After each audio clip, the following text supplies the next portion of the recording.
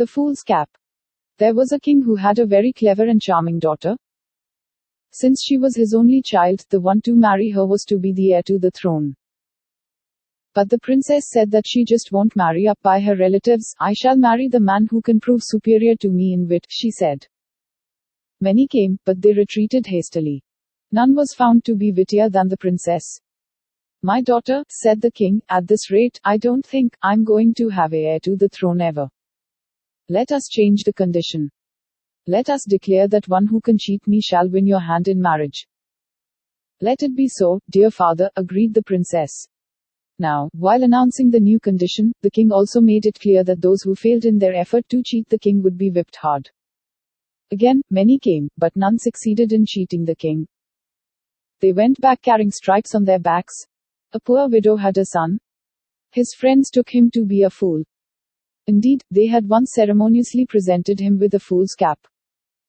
Mother, bless me.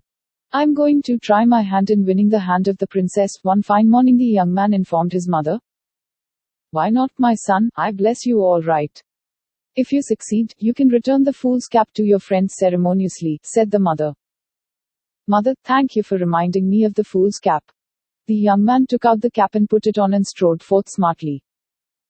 At the turn of the road, he saw an old woman out to sell some earthen pots.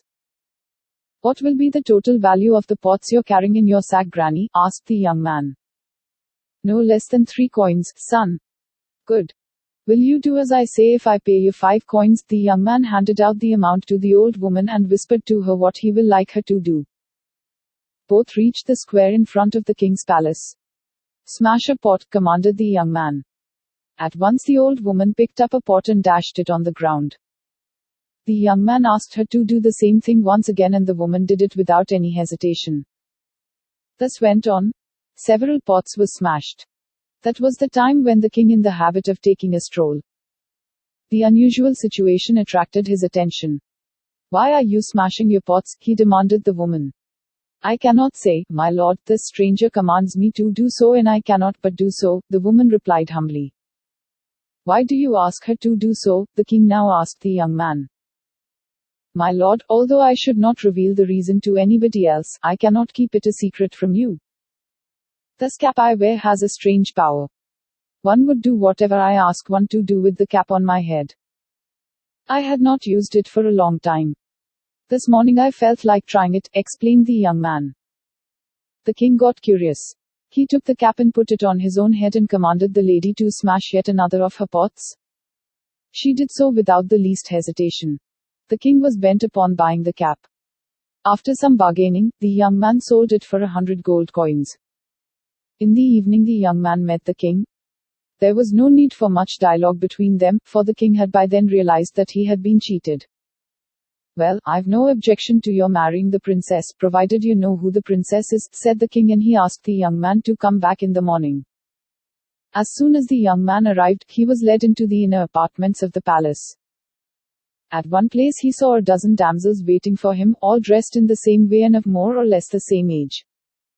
Find out who the princess is. I give you 2 minutes. If you succeed, you marry her. If you fail, heavens have mercy on your back, said the king. The young man was ready. He brought out a folded handkerchief from his pocket and emptied it on the throng of those young ladies.